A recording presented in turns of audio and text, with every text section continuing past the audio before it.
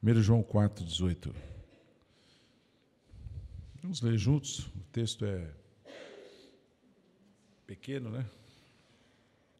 No amor não existe medo, antes o perfeito amor lança fora o medo. Ora, o medo produz tormento, logo aquele que teme não é aperfeiçoado no amor. Vamos orar? Senhor, nós te damos graças pela Tua palavra, que é viva e eficaz. E pedimos mais uma vez que o Senhor fale conosco nesta noite. O Senhor conhece as nossas necessidades, as nossas limitações, as nossas aspirações. E nessa noite, mais uma vez, rogamos ao Teu Espírito Santo que fale conosco, individualmente, coletivamente, para que possamos sair daqui não como entramos, mas fortalecidos, edificados, exortados pela Tua palavra. Tanto pedimos no nome de Jesus. Amém.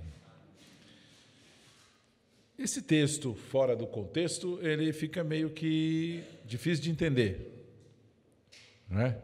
Porque é uma repetição meio que assim, só para quem realmente conhece um pouco da história do Evangelho, né, da Bíblia, para poder entender algumas coisas que ele está dizendo aqui. E antes de a gente entrar especificamente no texto, eu queria fazer uma pergunta: do que você tem medo? Do que você tem medo? Algumas pessoas têm medo de morrer, não é? É um medo tolo, porque a morte é inevitável, não é? Mesmo assim, temos medo de morrer. Outros têm medo de viver, que é pior do que o medo de morrer. Muitos têm medo de viver. Embora não demonstrem isso, muitos têm medo de viver. Mas ter medo de viver ou ter medo de morrer não é uma coisa tão difícil a gente encontrar. Mas você já encontrou alguém que vive com medo? Uma pessoa que vive amedrontada? Uma pessoa que, de alguma maneira, ou por algumas razões em sua vida, ela não consegue evoluir, desenvolver. Por incrível que pareça, coisas que prendem a sua vida, a sua história, a sua existência. E atrás dessas coisas, se você for buscar, vasculhar, você vai encontrar medos. Medos que foram criados por seu pai, por sua mãe, por seus irmãos, por seus colegas, não é? Medo criado por situações inesperadas, medos criados pelo próprio conhecimento de si mesmo.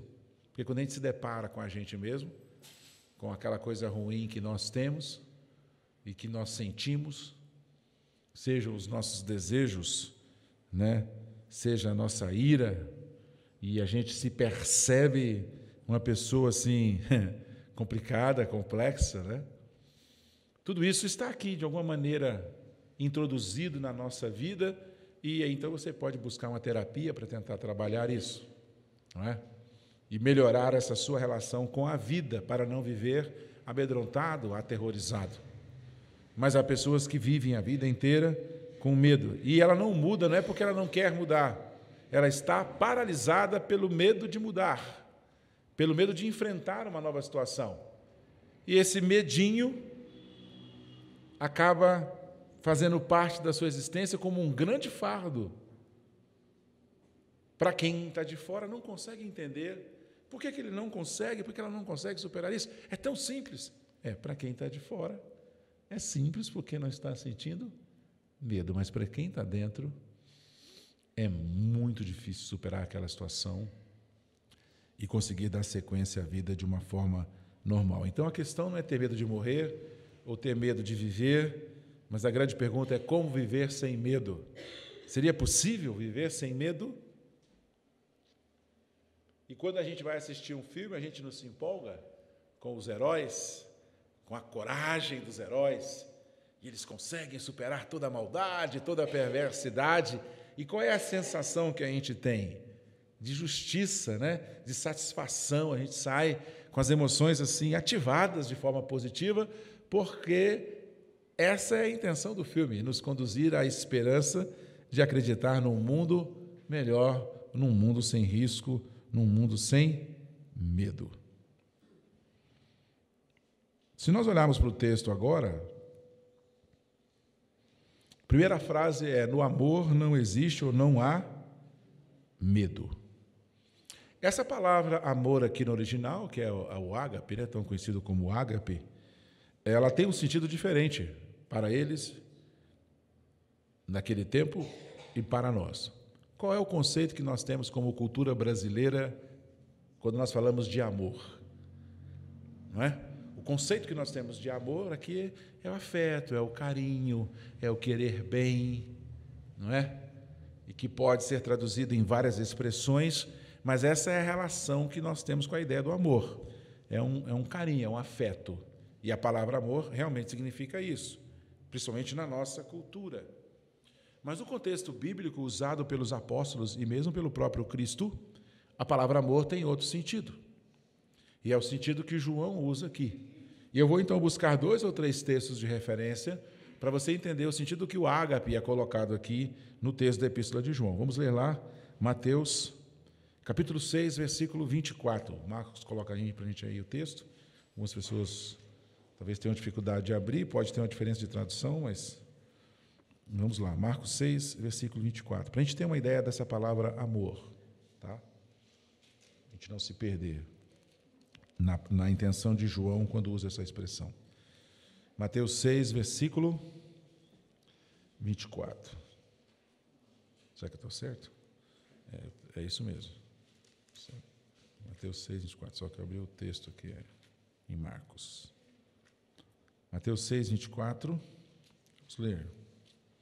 Diz o texto. Vamos ler juntos? Na Bíblia, né? Mais fácil, né? Ninguém pode servir a 2 senhores, porque ou há de aborrecer de um ou se devotará a um e desprezará ao outro. Não podeis servir a Deus e às riquezas. Qual é o sentido da palavra amor aqui? Não é aquela ideia apaixonante, afetuosa, carinhosa que na nossa cultura a gente traduz. Mas a ideia do amor aqui tem a ver com servir ou tem a ver com obedecer. Portanto, a palavra ágape usada por João não tem esse sentido de amor que nós usamos na nossa cultura. Mais um texto para nos ajudar? João 21, 17. Aí é o próprio João 21, 17, naquela conversa de Jesus com Pedro, Pedro com Jesus. De novo, nós vamos ver a palavra amor. Jesus vai perguntar a Pedro: se tu me amas 3 vezes. E aqui nós estamos na 3ª vez no versículo 17. João 21, 17. Vamos ler na Bíblia. Diz assim: pela 3ª vez, Jesus lhe perguntou: Simão, filho de João, tu me amas? Pedro entristeceu-se por ele ter dito pela 3ª vez: tu me amas? E respondeu-lhe: Senhor, tu sabes todas as coisas, tu sabes que eu te amo. Jesus lhe disse: apacenta as minhas. Ora, se tu me amas, há algo a ser feito. Ainda, no Evangelho de João, algumas folhas anteriores aqui, capítulo 14, versículo 21. Esse é um texto emblemático para a nossa reflexão hoje aqui. João 14, 21. Aquele que tem os meus mandamentos e os guarda, esse é o que me ama. E aquele que me ama será amado por meu Pai, e eu também o amarei e me manifestarei a ele. Portanto, a palavra amor é o quê? Obediência. Portanto, é bem diferente o contexto da palavra no original para os nossos dias.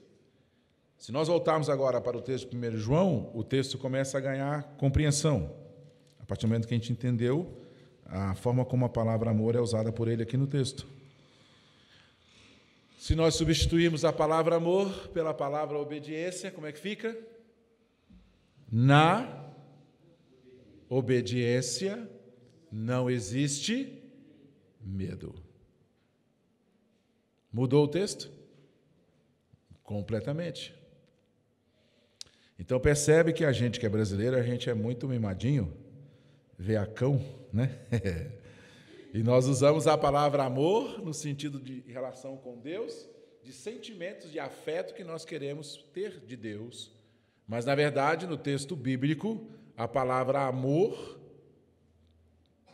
é sinônimo de obediência. E agora a conversa vai ficando um pouco o quê? Complicada. Quem obedece a Deus não fica amedrontado. Quem obedece a Deus não tem receio em seu coração. Quem obedece a Deus praticamente não viverá uma experiência de medo, porque o amor, no sentido de obediência, exclui o medo, é um antídoto do medo. Então não há como uma pessoa viver sem medo se ela não amar a Deus. O que é amar a Deus? Obedecer a Deus. E aqui o termo grego traduzido na palavra perfeito, amor um pouco à frente, é a ideia de amor inteiro, ou de obediência completa. Então, quando o texto nos diz que no amor não existe medo, na obediência não existe medo, e se há medo me cercando ou cercando o meu coração, o que me falta? O que está ausente na minha vida, que gera insegurança? O medo, de certa forma, e nós vamos ver aqui no texto, é consequência de algo que eu não estou fazendo, e por isso eu sei que eu vou receber o quê? A punição pela minha rebeldia, pela minha desobediência, pela minha obediência que não é perfeita. E surge uma outra pergunta: onde nasceu o medo? Onde na Bíblia nasceu o medo? Se nós formos olhar, o medo está lá no início da Bíblia. Gênesis capítulo 3, versículos 9 e 10. Não existia medo no paraíso. Vamos lá, Gênesis 3, 9 e 10.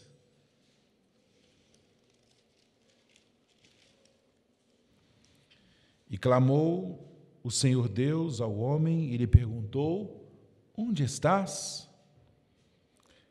Ele respondeu: ouvi a tua voz no jardim, e porque estava nu, tive medo e me escondi.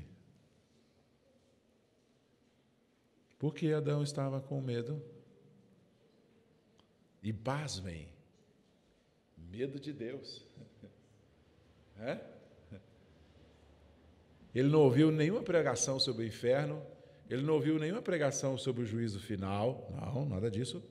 Ele não assistiu o filme A Cruz e o Punhal, também não. Mas quando Deus se aproxima do jardim e chama ele sente medo. Por que será? Porque ele desobedeceu. Portanto, quando obedecemos a Deus, não nos tornamos reféns do medo. E esse negócio é muito sério, tá? Porque, assim, nós temos, pela nossa natureza, uma característica que até gera segurança, que é de ter medo, né? O medo ele é um instinto de proteção. Faz parte da nossa natureza, não é?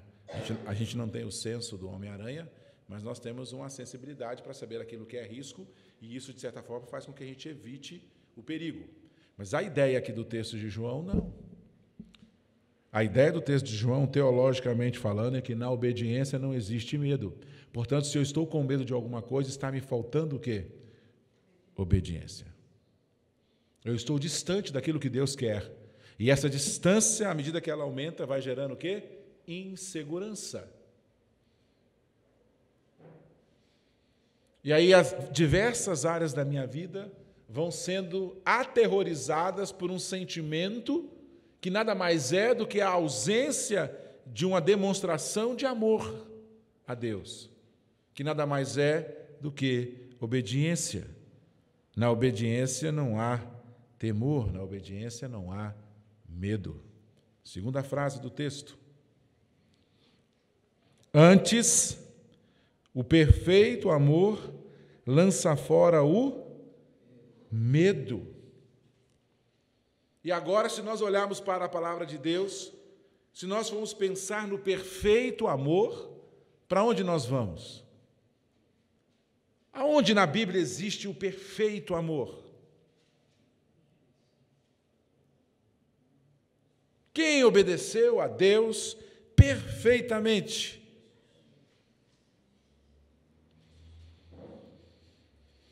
E aqui, então, se nós olharmos, segundo o João está dizendo, é que a perfeita obediência lança fora o medo.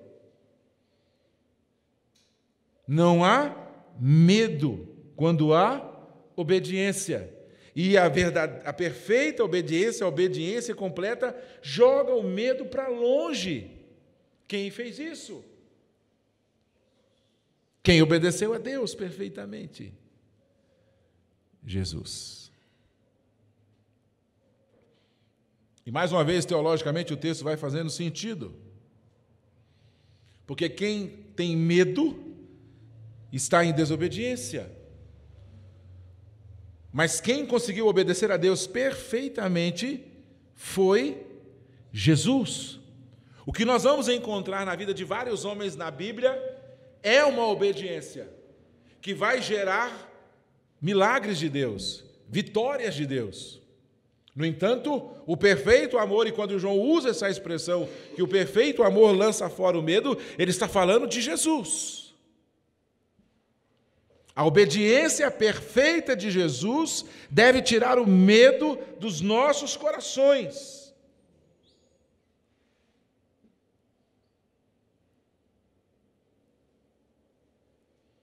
Por quê?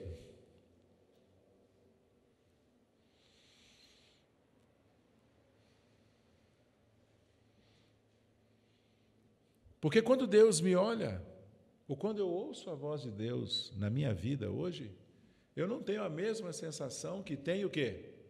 Adão. Porque a minha fé está no amor de Jesus, na obediência de Jesus. Portanto, a voz de Deus não traz condenação, porque embora o meu amor a Deus seja o quê? Falho.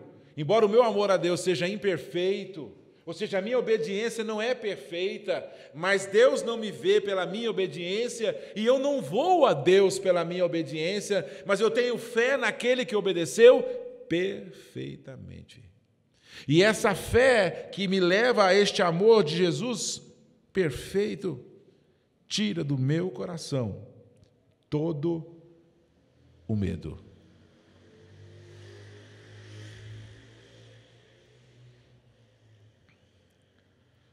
A terceira frase, então, do texto nos diz: o medo produz tormento.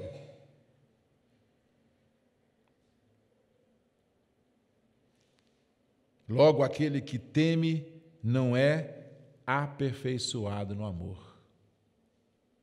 ele vive num ciclo de desobediência a Deus.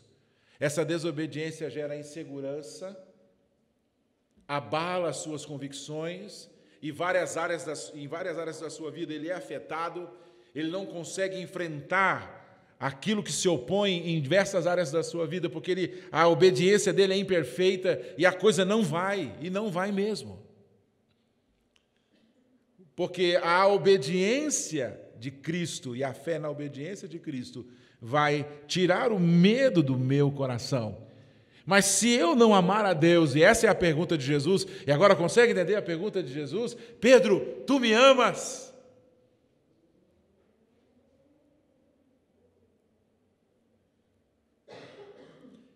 Para que eu possa fazer algo para Deus, eu preciso o quê? Amar a Deus.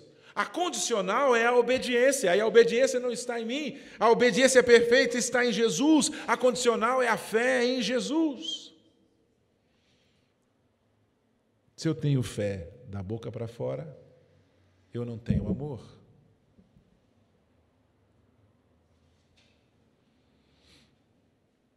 Então, eu sou atemorizado, eu vivo atemorizado, eu vivo atormentado, segundo o texto. Portanto, no contexto do aplicado aqui de João, o medo é um sintoma do quê? Da desobediência. O medo é um sintoma da rebeldia. E já já você vai entender o que João está querendo dizer aqui. O que teme, diz o texto, não é perfeito em amor. E se nós pararmos para pensar nesse texto, lembrando que Jesus foi obediente até a morte de cruz, lembrarmos que quando Jesus conversa com Pedro, Jesus está falando de amor, e Pedro sabe o que ele está falando, que é de obediência. E a conversa aqui ganha porte, porque se de fato você me ama, apacenta as minhas ovelhas. Quando nós amamos a Deus, automaticamente estamos no caminho da obediência, e quando obedecemos a Deus, automaticamente estamos vivendo uma experiência de amor, e quando nós amamos a Deus, nós somos encorajados pelo Espírito Santo. No caminho da desobediência, nós vivemos aterrorizados pelo medo.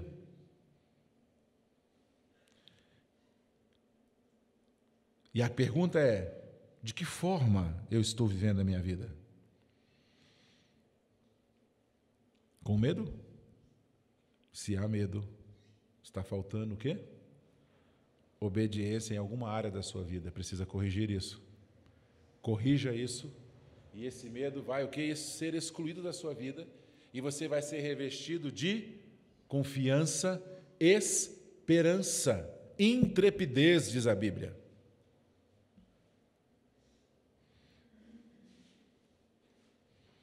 Vamos ler um textinho para nos ajudar? Hebreus, capítulo 11,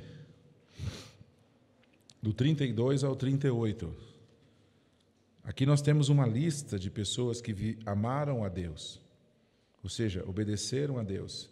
E nessa obediência que eles viveram pela fé, eles fizeram coisas extraordinárias. E para fazer essas coisas extraordinárias, as pessoas não poderiam ter medo. Vamos lá? O que nos diz o texto? Hebreus 11, 32 a 38. Vamos ler.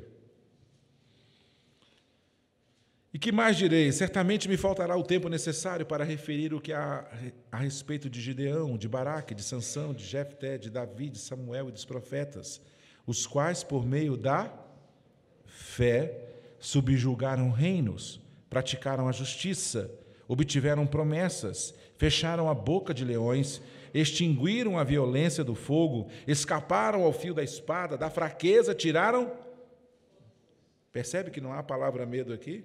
Ele tira a força da fraqueza, porque não há medo. Pode haver fraqueza, mas não pode haver medo. Da fraqueza tiraram força, fizeram-se poderosos em guerra, puseram em fuga exércitos de estrangeiros, mulheres receberam pela ressurreição os seus mortos.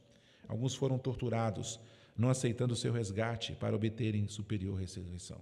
Outros, por suas vezes, passaram por provas de escárnio e açoite, sim, até de algemas e prisões, foram apedrejados, provados, cerrados pelo meio, mortos ao fio de espada, andaram peregrinos, vestidos de pele de ovelhas e de cabras, necessitados, afligidos, maltratados, homens dos quais o mundo não era digno, errantes pelo deserto, pelos montes, pelas covas, pelos antros da terra. O que fizeram essas pessoas enfrentarem? Elas eram loucas? Não. Simplesmente elas amaram a Deus, e por amar a Deus obedeceram a sua palavra, e por essa obediência sofreram, mas não desobedeceram, e mesmo sendo pessoas imperfeitas, falhas, pecadoras e frágeis, se ampararam na fé e buscaram obedecer a Deus. E essa expressão de obediência acaba sendo uma expressão de amor. Amém? Mas há um texto legal aqui ainda na primeira epístola de João, e aí teologicamente faz sentido o que o João vai dizer depois. Versículo 19. Lembra que a palavra amor significa o quê? O que significa? Obediência. Vamos ver 1 João 4, 19. Depois dele explicar teologicamente o que ninguém entende, se não entender mesmo, se não houver quem explique, fica difícil. Agora vamos para o 19. Nós amamos, porque Ele... Vamos tirar agora a palavra amor e colocar a palavra ágape no sentido de que ela de fato tem aí no texto. Nós o... Porque Ele obedeceu primeiro. Ou seja, é a perfeita obediência de Cristo que trouxe a graça à minha vida, e eu agora, pela graça de Deus, obedeço. Então, para Deus, amor e obediência é a mesma coisa. E eu então obedeço, porque Jesus obedeceu primeiro. Na verdade, é mais do que isso, e eu quero mostrar isso agora para vocês. Primeira coisa, não tenham medo, porque Jesus amou a Deus perfeitamente em meu lugar. É isso que João quer dizer aqui. Igreja, não tenha medo, porque Jesus amou perfeitamente ao Pai em nosso lugar. Então não há razão nenhuma para nós termos medo, principalmente aquele medo de Adão, medo de Deus, de forma alguma. Paulo vai dizer a mesma coisa em Romanos 8:1. Nenhuma condenação há para os que estão em Cristo Jesus. Não há condenação. Se não há condenação, não há pena, não há sentença, não há culpa. Eu estou e devo estar diante de Deus em perfeita confiança, esperança. Não tenho medo. Jesus amou a Deus perfeitamente no meu lugar, e esse sacrifício foi aceito. E você precisa, às vezes, exorcizar, não os demônios. Desculpa a franqueza. Você precisa exorcizar a ignorância de não entender o texto bíblico. E exorcizar a sua incapacidade de obedecer, a sua preferência pelo pecado. Porque se você resolver isso, e se você entender que em Cristo há obediência perfeita, e é só por isso que eu consigo obedecer, e que essa obediência foi aceita por Deus, e não há nenhuma condenação, não há razão para o medo. O problema é que nós nos relacionamos com Deus confiados o quê? Na nossa obediência. E esse é o grande erro teológico. E você ainda permite que a pessoa faça um prumo.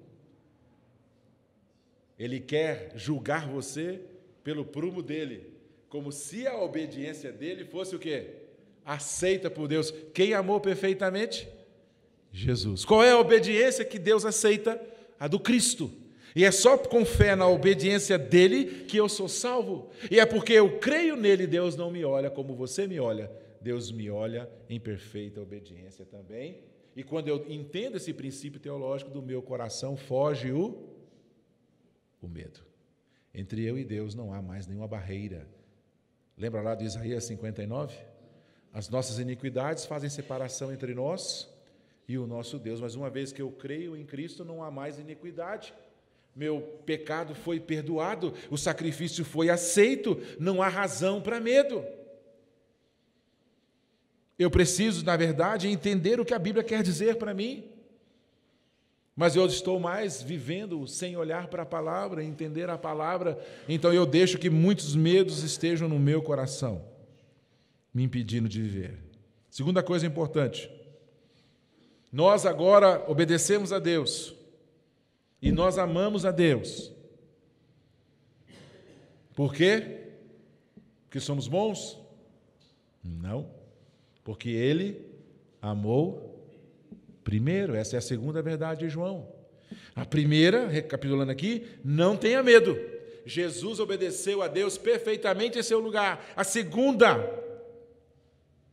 você agora pode amar a Deus e pode obedecer a Deus e viver para Deus plenamente, porque Ele amou a Deus antes. Já está resolvido.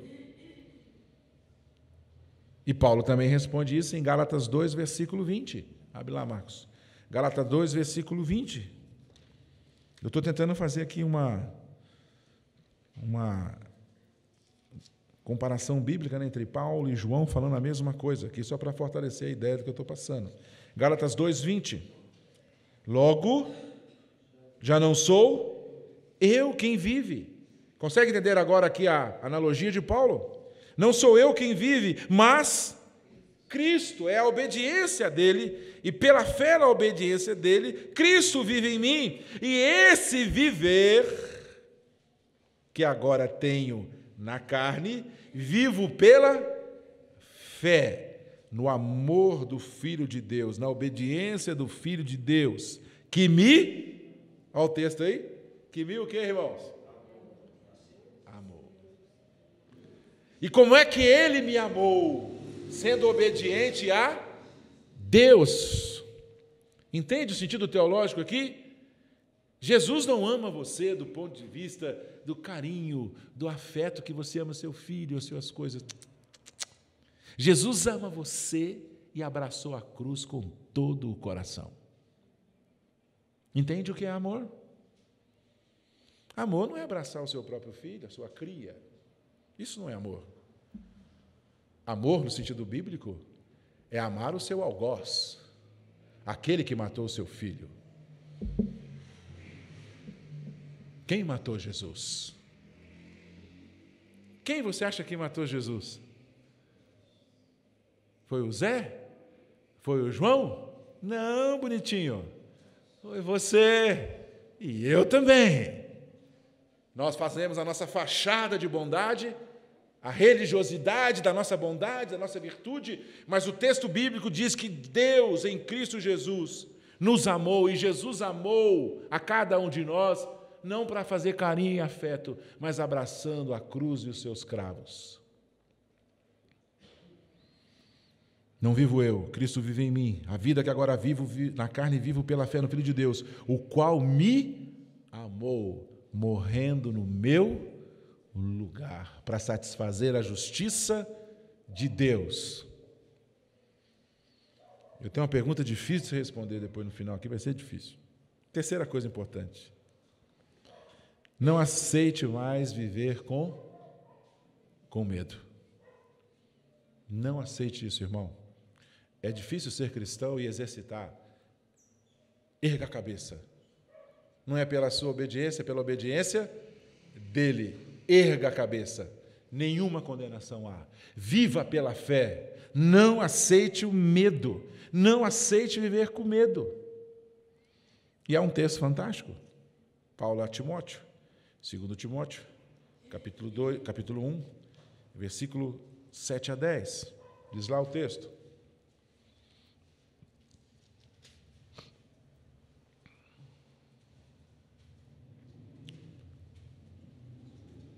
Porque Deus não nos tem dado o quê?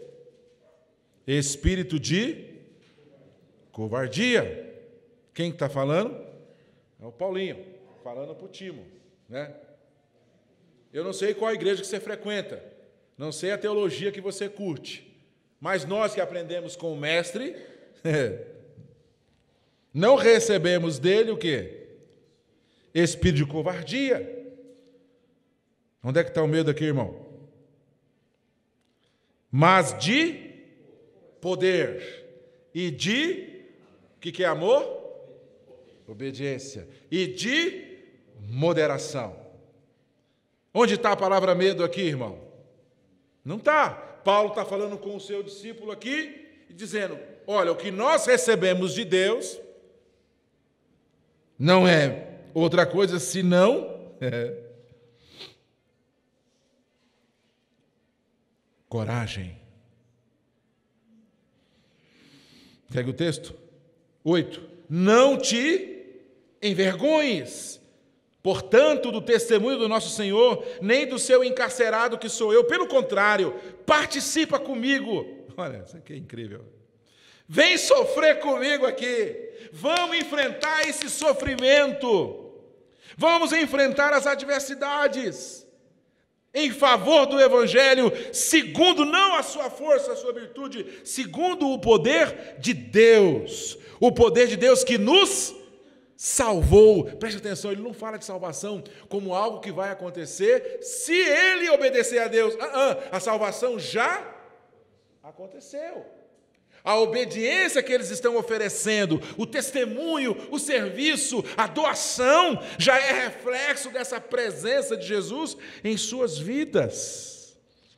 E nos chamou com santa vocação, não segundo as nossas obras, mas conforme a sua própria determinação e a graça que nos foi dada em Cristo Jesus, antes dos tempos eternos e manifestada agora pelo aparecimento do nosso Salvador Jesus Cristo, o qual não só destruiu o quê? Então não tenha medo de morrer, irmão. Viu? Beleza? Não faz sentido mesmo. Destruiu a morte, como trouxe à luz a vida e a imortalidade mediante o Evangelho. Esse cara está preso, irmão. Esse cara está preso. E está escrevendo para o cara que está solto. E olha, rapaz, tenha coragem. Não tenha medo. Nós já somos salvos. Nós já somos imortais. Eles não falam isso, irmãos. Eles viveram isso. Não havia medo no coração desses homens. Voltando para o texto de João. A pergunta que a gente tem que sair daqui é se a gente ama a Deus. O que você acha? Você acha que você ama a Deus? E quando eu falo, se você acha que você ama a Deus, não é para você comparar com ninguém. Entende? Não é.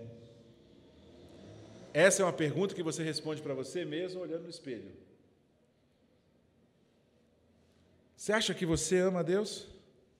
Ser sincero. Agora entendendo o que a palavra amor significa. Pastor, como eu sei que eu não amo a Deus? Basta olhar para o seu coração. Se há temor, falta amor. Quando Pedro ouve de Jesus, tu me amas, é uma conversa difícil. Porque a palavra amor, no contexto deles, tem outro sentido. A palavra amor na nossa cultura, como eu disse, é bem fora dessa ideia, né? Que tem pai e mãe que ama tanto que sustenta o caboclo até 30, 40 anos sem trabalhar, o vagabundo, né?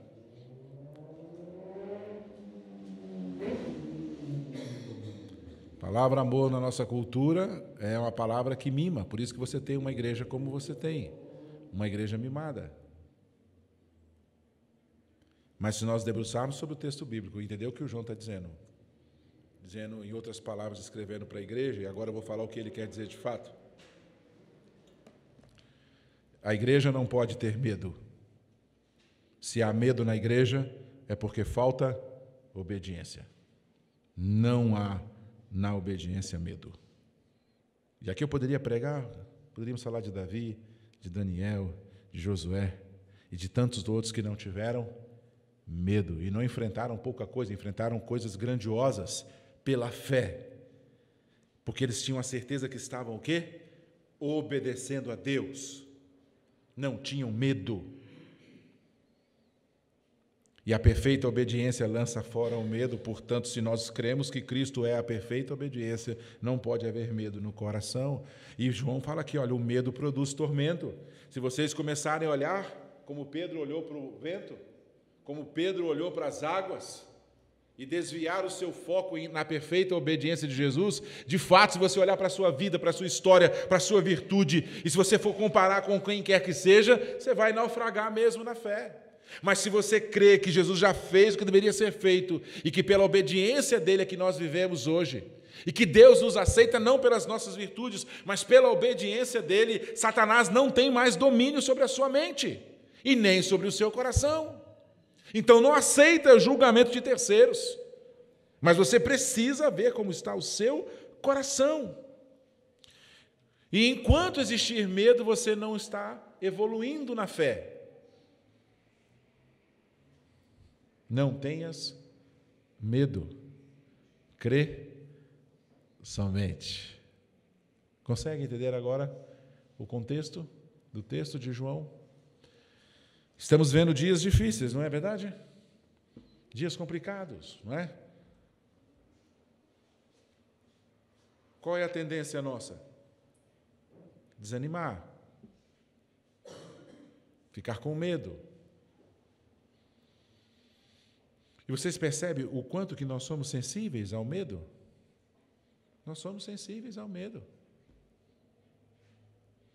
Porque nós estamos longe de Deus. Quando eu falo longe de Deus, não é longe da igreja. Frequentamos a igreja todo domingo, mas isso não significa nada. O que significa é se essa palavra de fato está entrando no meu coração, e por isso eu li o Salmo de 119 no início do culto. A minha relação com a palavra, a minha obediência à palavra, essa palavra na minha vida, vai me levar à obediência. E ao invés de ter medo, eu não vou ter mais espírito de covardia, eu vou sentir a presença do Espírito Santo na minha vida. Eu vou me encher de convicção e de desejo de fazer as coisas de Deus. E esse desejo não é alimentado por nenhuma outra razão a não ser pelo fato de Cristo ter me amado primeiro, e esse amor que faz com que essa graça chegue na minha vida. Há homens corajosos, há mulheres corajosas, e são corajosas e enfrentam a vida com o seu próprio coração, com a sua própria força. Mas não é sobre isso que nós estamos falando aqui. Nós estamos falando sobre algo muito maior. É não viver com medo da morte. Não viver com medo. E entender que toda vez que Deus me olha, Ele vê a obediência perfeita de Cristo. Então não há nada que me impede de amar a Deus plenamente, porque naquilo que eu não sou perfeito, Jesus foi, e essa perfeição de Jesus alcança a minha vida.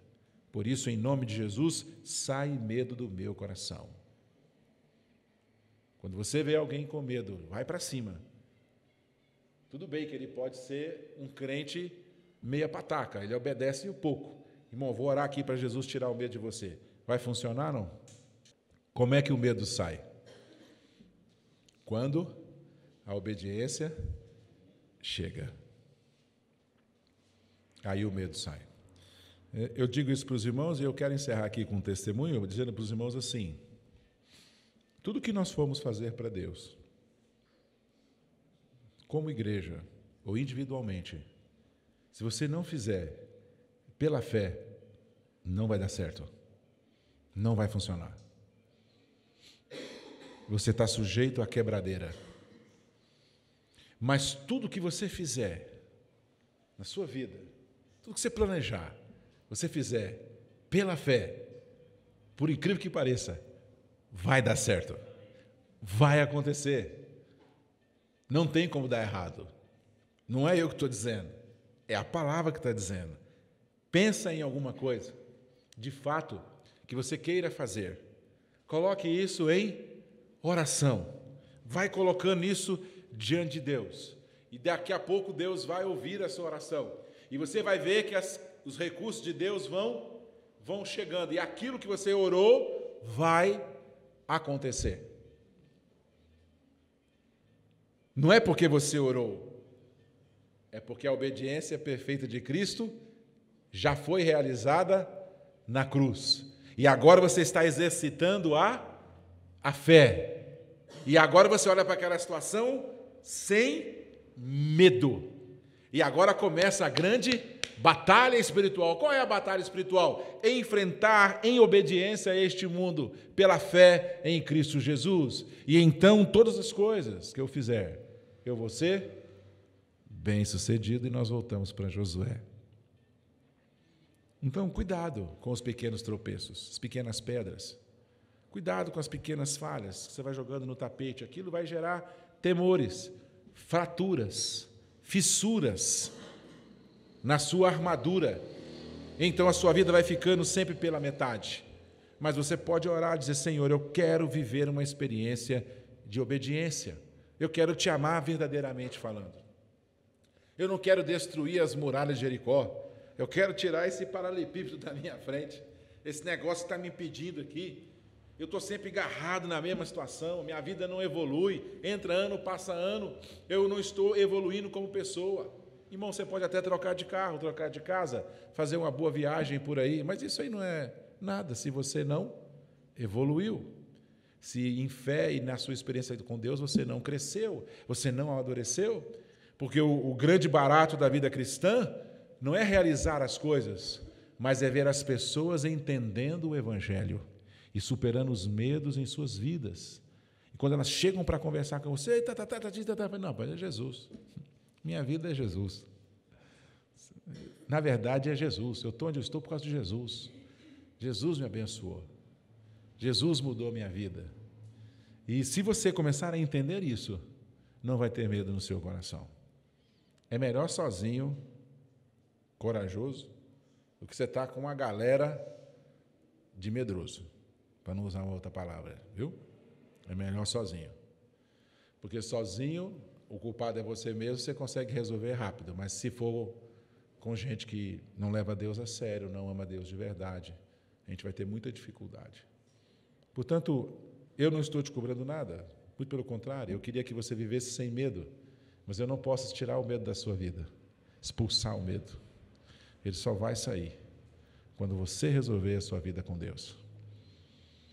Então, quando nós oramos: Senhor, me ajuda a te amar, Deus sabe o que você está pedindo, né?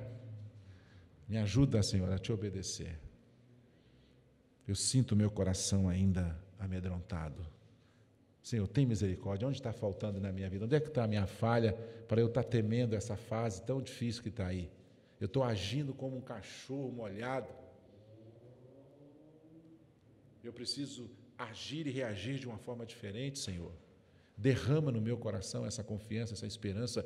Tira esse negócio que está me prendendo, que nada mais é do que a minha desobediência. Deve ter sido muito difícil para Adão ouvir a voz de Deus naquele dia. Muito difícil. É muito difícil para mim ouvir a voz de Deus hoje. E aí eu olho para a minha vida, se eu tivesse que acertar tudo o que eu preciso acertar, quantas pessoas eu teria que contrariar? Quantos não eu teria que dizer? Quantas coisas eu teria que abrir mão? As pessoas não iriam entender. Você está louco? Vamos viver essa vidinha aqui, ó. Um pouco de medo não faz mal a ninguém, né? Vamos viver essa vidinha de crente, tá joia. Deixa esse negócio mais assim para quem foi chamado mesmo. Nós estamos aqui. Mas se Deus te ama, Ele vai te levar para perto dEle, Ele vai te chamar para uma obediência, Ele vai te chamar para um compromisso. E depois de alguns anos, as pessoas vão olhar e vão ver que, na verdade, Deus fez parte da sua história, Deus mudou a sua vida, Deus é o arrimo da sua sorte, como diz o texto bíblico. Amém? Vamos orar. Eu quero que você pense no seu coração, né? O que está te preocupando? O que está te perturbando? A questão não é o problema, é a obediência. Ao invés de orar pelo problema, a partir de agora: Senhor, em que falta a minha vida? No que falta a minha vida te agradar? em que eu posso fazer a tua vontade de tal forma que eu sinta essa confiança plena de que tu és Deus, que tu estás à frente, de que o Senhor vai acertar a minha vida, corrigir os meus passos e mudar a minha história. Senhor nosso Deus, nós olhando para o texto de João, nós pedimos perdão, porque a fragilidade da nossa compreensão das Escrituras faz com que a gente viva muito distante do comprometimento de amor no sentido bíblico da palavra. Nós nos tornamos amantes da vida, amantes dos prazeres, amantes da irresponsabilidade, da falta de comprometimento, da negligência. Mas quando nós olhamos para as Escrituras, nós vimos que tudo aconteceu na vida daqueles que de fato amaram ao Senhor, obedeceram a sua palavra. O grande desafio nosso, Senhor, em meio a tantas circunstâncias complicadas que estamos vendo todos os dias, rumores, reclamações, queixas. Nós sabemos, ó Deus, que se a situação melhorar um pouco, o povo volta para o pecado a passos largos. Mas a nossa oração é que essa experiência de luta, de adversidade, nos leve ainda mais para perto de Ti, nos leve para uma vida de obediência à Tua palavra, para que o amor nosso não seja da boca para fora, mas seja vida, seja vivência. É o que nós te pedimos, em nome de Jesus. Amém.